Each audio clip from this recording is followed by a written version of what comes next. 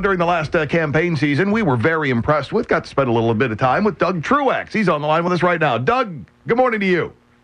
Good morning, guys. Great to be on. Great to have you on the show. So, what have you been up to since last we spoke? Well, during the general, I did help out quite a few candidates. Got around, did some fundraising, speaking, things like that. Just wanted to do everything I can, and we obviously made some progress. We got a new governor that's Republican, so that's a big deal. We do have a Republican Senate, which is great. But, there's a long way to go, and that's why I'm staying involved. And, Doug, you were involved with the Rauner campaign. Was it part of the Vets for Rauner or part of the transition team? I don't have the info in front of me, but I recall your name being listed in something Rauner-related in the past few months. Right. I was on Veterans for Rauner. So we had he had subgroups out there for different segments of the population. I was on the veterans team, and we did everything we could to get the word out to veterans about where he stood on things. And now we're moving forward. I'm not part of his team in any way at this point, and that's fine by me because I'm working on this PAC, and we're going forward focused on federal issues. Speaking of that PAC, fill us in. A new conservative federal political action committee. Yeah, that's right. So I had, obviously time once the primary was over to say, well, what am I after here? And I really want to see a new direction for the country as we go forward. Like I said, we have a long ways to go. And I went to West Point, served my country, tried to run for U.S. Senate, try to get Durbin out of there. That would have been a big deal for the country, a big improvement. But how do you help things going forward? And so it's really focused on policy. It's not about personalities. It's about, look, there's certain things we can do to restore the economy, bring back individual prosperity, also bring back individual freedom and individual peace and security and international security. And there's certain policy prescriptions that we could start to abide by on the federal level, and that would get us to a place where we all want to be. And I think that there's a lot of people out there that have these same policy ideas in their mind, but they're not necessarily being represented by their federal elected officials. And so I'm talking to them, and I'm getting their support, and we haven't even launched yet, and we're in a really good spot already, so it's going great. Doug Truax with us here. It's Riley and Scot on WROK. He was a candidate for the Republican nomination for U.S. Senate, now a new federal PAC, and I believe you're filing the paperwork this week to get things rolling. Is there an official name for the PAC, Doug? Yeah, that's right. It's called Restoration Action is the 501c4, and Restoration PAC is the 527. So yeah, we're filing everything with the IRS. So that's always fun. So we're working through that, and we'll get there. And let me tell you, if it becomes too much of a delay, I'll let you know. I was going to say, if you, as long as you answer what you're praying about and who has spoken at all your meetings over the past 27 years, you might get that IRS approval sometime by 2022. And try to have that donor list, a double spaced and uppercase bold. It makes it easier for them to go through it. That's right. So there's all kinds of fun stuff like that we're working through. But the real benefit of having done what I did is I got a great team. And everybody's very passionate about what we were doing. So I reassembled the team, and we're moving forward with this concept of this Restoration PAC, and it'll be restorationpac.com once it's all fully up and going online. And so we're working through the announcement details in the next couple of days. But yeah, just getting everything filed right now and getting things off and running. So it's an exciting time. There's a lot to be done. We can go in a brand new direction in this country, especially now that we have a Republican Senate. But the idea here is to continue to push the country to the right, because we all know that the longer sometimes professional politicians stay in office, they get that leftward drift going, and we've got the left on the media, the elites out there that are pushing everything to the left. Well, we see that this is a center-right country. Always has been, always will be, I think. And we're seeing that now in federal elections. And if we got to get through 2016 and get a conservative president, I said this on the campaign trail, it feels like a dark day right now, but we get a Republican Senate, hold it, and get a Republican president in 2016, we turn the whole thing around. So we got to have folks like me and my team and the people that are supporting us pushing these politicians further to the right, because if we don't, they're going to go left, and the government's going to grow and all that stuff.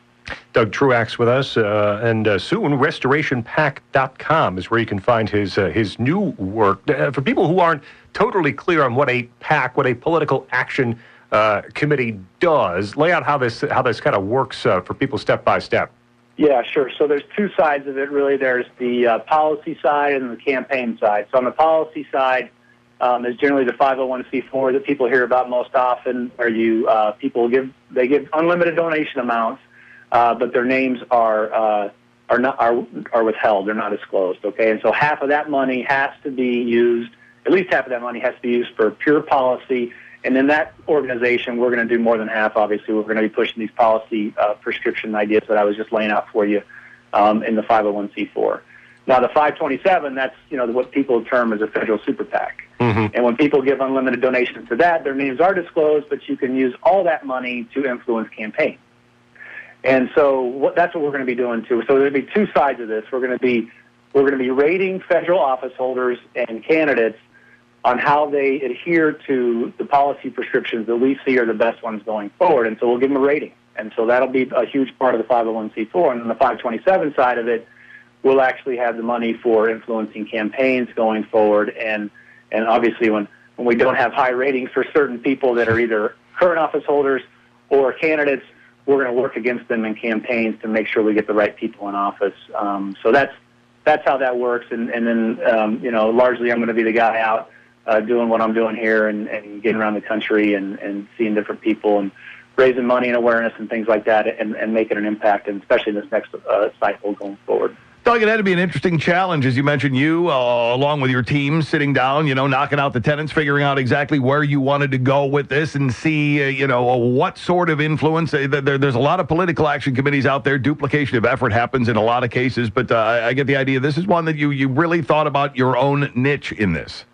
Yeah, for sure, because I always felt like when I go out on the campaign trail and I meet just thousands and thousands of people, I knew there were folks out there that have a very clear picture of what we need to do going forward. And inevitably, when you get too overly involved in establishment politics and things like that, it starts to get watered down.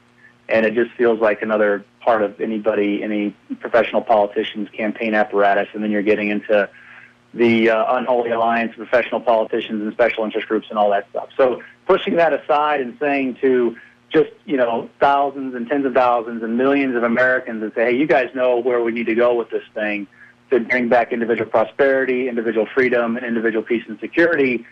They're going to see this policy prescription, this blueprint for the restoration of America, and they're going to be nodding their heads saying, this is what we got to do. And my full intent here is to keep it pure, because that's the opportunity I had kind of coming out of nowhere. I didn't have any special interest group ties, and I wasn't an establishment guy and all these things. So now it is a pure policy-driven organization, and I think there's just millions of folks out there that are going to look at it and say, that's exactly what I think too, and I'm going to support this thing, and we're going to keep it that way. And so I think it's going to have huge success going forward.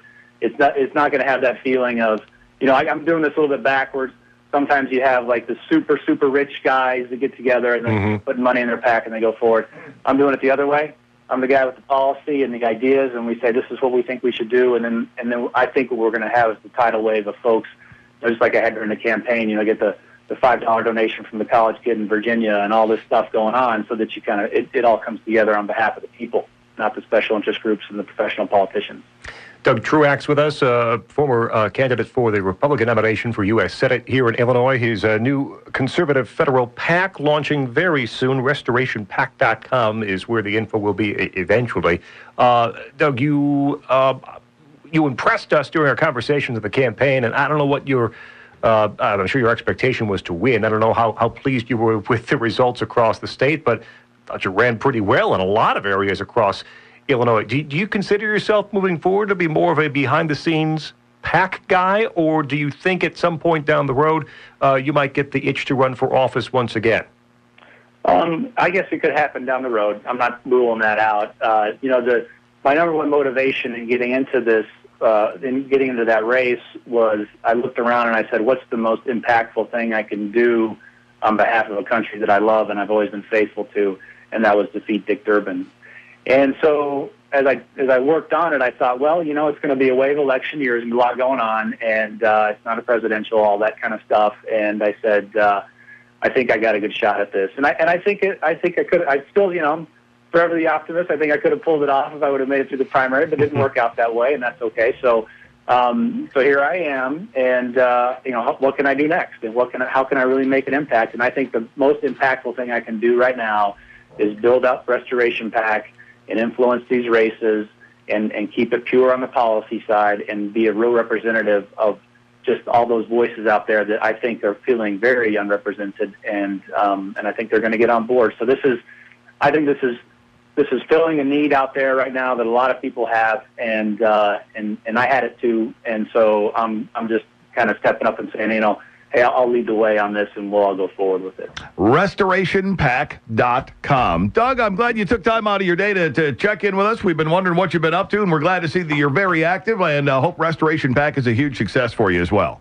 Well, thank you so much, and thanks again, guys, for the support during the campaign, and thanks for having me on today.